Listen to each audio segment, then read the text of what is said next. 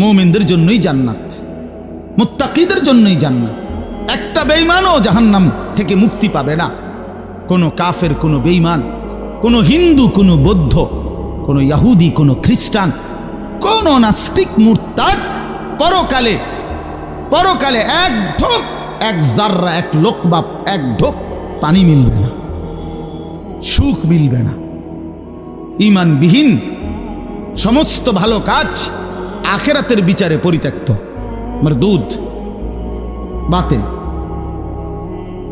ঈমান শর্ত।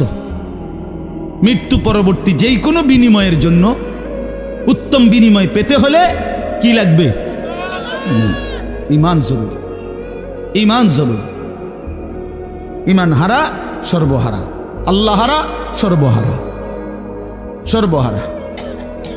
তো এই জন্য আল্লাহ তাআলা আমাদেরকে বানাইছিনি আখিরাতের জন্য, আখিরাতে নিজের জন্য। খালাকতুল আশিয়া আলি আজালিক ও খালাকতুকা লি। আল্লাহ বলছে, বান্দা গোটা দুনিয়া আমি তোমার জন্য বানাইছি, তোমারে শুধু আমার জন্য বানাইছি। সারে দুনিয়া তেরে লিয়ে, তু সিরফ মেরে লিয়ে।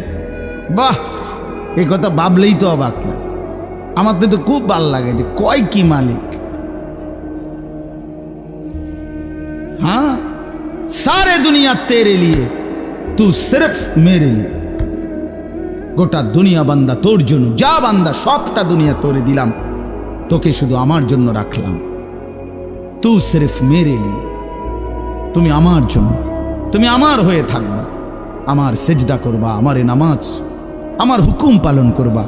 তো দুনিয়া ও ইজ্জতের সাথে আমি আল্লাহ চালাবো, আখিরাতেও তোমারে আমি আল্লাহ সর্বোচ্চ সম্মানজনক রিজিক, সর্বোত্তম জান্নাত আমি নিজে দিয়ে দেব। ফালানুহিয়ান্নাহু হায়াতান তাইয়্যিবাহ ওয়া লানাজজিয়ান্নাহুম আজরাহুম বিআহসানি মা কানু ইয়ামালুন। রব্বুল আলামিন বলেন, দুনিয়াতেও আরামের জীবন দেব, আখিরাতেও সর্বোত্তম বিনিময় দেব। শর্ত কেবল দুইটা, এক নাম্বার ঈমান, দুই নাম্বার নেক আমল। মান আমিলা সালিহাম মিন যাকারিন আও উনসা ওয়া হুয়া মুমিন। আল্লাহ বলেন, পুরুষ কিংবা নারী যদি ঈমান অবস্থায় সবগুলো নেক আমল করতে পারো, আমি আল্লাহ ওয়াদা দিলাম বান্দা, দুনিয়াতেই তোমাকে আরামের জীবন দেব, আখিরাতেও সর্বোত্তম বিনিময় দেব। সুবহানাল্লাহ। হ্যাঁ, চলেন, আমার কথা শেষ। আমার বাপ, আমি এবার তর্জমা শুনাই, তাইলেই কথা শেষ। হাফেজ আমিন ভাই অনেক মহব্বত করছে, এই মাদ্রাসার মাহফিলে আসার সুযোগ হয়েছে, এতটুকুই। আরও উলামায়ে কেরাম, আমাদের আল্লামা মুফতি আমজাদ হোসাইন সাহেব হজরত অনেক অসুস্থ, উনি আজকে অনেক দিন ধরে ডেঙ্গুতে আক্রান্ত। আজকেও আসরের পরে কথা বলছি, খুব আস্তে আস্তে কথা বলে, খুব ক্লান্ত, দুর্বল। তারপরও আমারে বলছে যে আমিন ভাইয়ের মাহফিল আমি একটু লেগে হইল আসমু। আমাদের আজকে যে একজন মৌলানা শেষ বয়ান করবে, অসাধারণ। আপনাদের ছেলেদেরকে, তোমাদেরকে বলি, বাপ আমার অনুরোধ রইল, আমার এই কথাটা রাইখো, তোমরা ওর বয়ান শুনো। আমি নিজেও ওর বয়ান শুনি, আমি নিজেও এর বক্ত। অসাধারণ বয়ান করে সে, হজরত মৌলানা মুফতি ইউসুফ বিন ইকবাল, তার বয়ান চমৎকার একেবারে। আল্লামা মুফতি আরিফ বিন হাবিব যেমন সব কথা হাদিস থেকে বলে, এই নওজোয়ান মাওলানাও ঠিক এরকম অনর্গল রাসূলুল্লাহ সাল্লাল্লাহু আলাইহি সাল্লামের হাদিস বলতে থাকে। হ্যাঁ, এজন্য সবাই ইনশাআল্লাহ এই মাওলানার বয়ান শুনবার চেষ্টা করবেন। তো তরজমাটা শুনেন। আল্লাহ তাআলা মূল বক্তব্য এটাই যে আল্লাহ আমাদেরকে আখিরাত মনে করাইতে চাইছে। কি? কোরআনুল কারীমের 30 নম্বর পারা 101 নম্বর সূরা আল কারিআহ, এই সূরার আল্লাহ বলেন, আল কারিআতু মাল কারিআ। আল কারিআ অর্থ হলো যেটা দরজায় আঘাত করে, খটখট খটখট আওয়াজ করে, এই খটখটকারী। আল্লাহ বলেন মাল কারিআ, বলো তো খটখটকারী বলতে কি? ওমা আদরাকা মাল কারিআ। আবারও বলছি, নবী আপনাকে জানতে চাচ্ছে, জানেন এই আঘাতকারী খটখটকারী কি? আল্লাহ বলেন সেটা হলো আখিরাত, কিয়ামত, যেটা আপনার কাছে প্রতিদিন, আমাদের কাছে খটখট করে আমাদের দরজায় যেন ঘন্টা বাজাইয়া বলে যাচ্ছে যে কিয়ামত তো চলেই আসলো।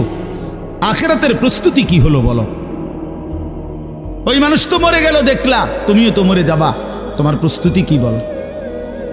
এক লোকের জানাজা যাচ্ছিল, লাশ, তো এক বুজুর্গ আল্লাহওয়ালা ওই সামনে দাঁড়ানো, তো ওনার পাশের এক লোক বলতেছে, কার জানি কবর, কার জানি মৌত হইল, আহারে কার জানি কার জানি। তখন তিনি বললেন, হয় তোমার মরণ হইল নয়তো আমার মরণ হইল। মানে এইটা ভাবো যে হয় তোমার মরণ হইছে নইলে কার মরণ হইছে? আমার মরণ হইছে। আর ভাবো সে তো মৃত্যুবরণ করছে, তিনটা অবস্থা তার শেষ। একটা হইল আজরাইলকে দেখা, এটা তার শেষ। এরপরে জান কবজের যন্ত্রণা, এটা তার শেষ। আর জান কবজের পরে তার মৃত্যুটা বিভৎস, অনেকের মৃত্যু হইতে পারত, তার শরীর ছিঁড়া ফেলছে, তার শরীর নিশ্চিহ্ন হয়ে গেছে, এরকম আপনার মৃত্যু হইতে পারত। কিন্তু তার তো স্বাভাবিক মৃত্যু হইল যে তার লাশটা অক্ষত আছে, দেখা যায়। তুমি এবার ভাবো যে তোমার সামনে তিনটা রয়ে গেছে, যে আজরাইল তোমার সামনে কেমন দাঁড়াবে, তুমি চিন্তা করো। তোমার জান কবজের কষ্ট কেমন হবে, তুমি ভাবো। তোমার মৃত্যু কি স্বাভাবিক হবে নাকি অ্যাক্সিডেন্ট আর অস্বাভাবিক কোনো মৃত্যু হবে, সেটা নিয়ে ভাবো। তাইলে প্রতিটা মৃত্যু আমাদেরকে ঘন্টা বাজায়, প্রতিটা রাত আমাদেরকে ঘন্টা বাজায়, প্রতিটা দিন আমাদেরকে ঘন্টা বাজায় যে বান্দা সময় তো চলে গেল, আখিরাতের কি হলো, কবরের কি হলো, পরকালের কি হলো। ইয়াউমা ইয়াকুনুন নাসু কাল ফারাশিল মাবসুত ওয়া তাকুনুল জিবালু কাল ইহনিল মানফুশ। আল্লাহ বলে একদিন সত্যি সত্যি কিয়ামত হবে, ইসরাফিল ফু দিবে। সেদিন কি হবে? সেদিন সমস্ত মানুষগুলো হয়ে যাবে বিক্ষিপ্ত পতঙ্গের মতো। বিক্ষিপ্ত পতঙ্গ মানে আপনারা একদম সহজ বুঝবেন, ওই যে বাতির মধ্যে, লাইটের মধ্যে, আলোর মধ্যে অনেক সময় যে সাদা সাদা পোক এগুলো আসে, এগুলো দেখছেন? এগুলো কি কয়? উলু উলু, এই যে আর একটু বড় বড় সাদা সাদা, হ্যাঁ, এই উলু উলু, এই উলু পোকা। এইটা যেমন মাঝে মাঝে এইভাবে আসে চারদিক থেকে উইরা উইরা আইয়াই পইরা হয় আগুনের মধ্যে, বাতির মধ্যে, আলোর মধ্যে পইরা পইরা মরে, নিচে মরে।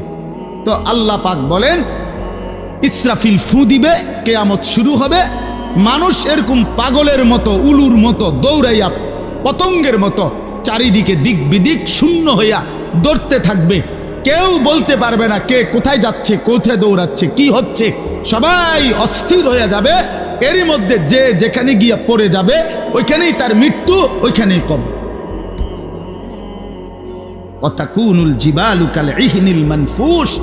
পাহাড়গুলো একটা নমুনা আল্লাহ বলছে, পাহাড়গুলো তুলারে দীর্ঘক্ষণ মেশিনের মধ্যে ধুনাইয়া সারলে এবার যখন ঝরঝরা হয় তুলা, তো এবার যদি বাতাস লাগে তাইলে যেমন এটা উড়তে শুরু করে, তুলা উড়ে। তো আল্লাহ তাআলা বলে পাহাড়গুলো এরকম ধ্বনিত তুলার মতো উঠতে থাকবে। পুরা সৃষ্টির সব কিছু ভাঙ্গা চুইরা শেষ হয়ে যাবে। হাসরের ময়দান কায়েম হবে।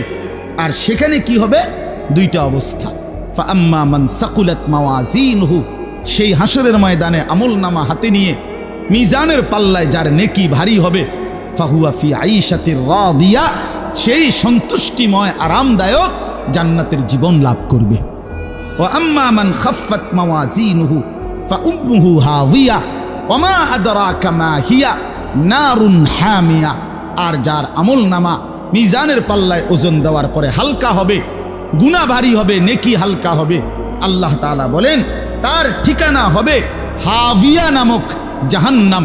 আর আল্লাহ নিজেই বলে, নবী জানেন হাবিয়া জাহান্নামটা কেমন? নারুন হামিয়া, একেবারে প্রজ্বলিত ধাউ ধাউ করে জ্বলন্ত আগুন, এটার নামই হচ্ছে হাবিয়া। হাবিয়া। এখানে একটা কথা শুধু বলি, কথা আমার শেষ। এক নম্বর কথা হলো, এই জিন্দিগির মধ্যে যদি আমল বাড়াই তাহলে আখিরাতে জান্নাত হবে। এই জিন্দিগির মধ্যে যদি নাফরমানি বাড়াই তাহলে আখিরাতে জাহান্নাম হবে। মানে একটা শব্দ আছে ফাউম্মুহু হাবিয়া। এই ছেলেরা তোমাদের জন্য আমি শেষ এই কথাটা আবার বলে যাই। এই শব্দটার তাফসীর আমি আজকেও পড়ছি, তাফসীরে কুরতুবিতে, তাফসীরে ইবনে কাসিরের মধ্যে আছে।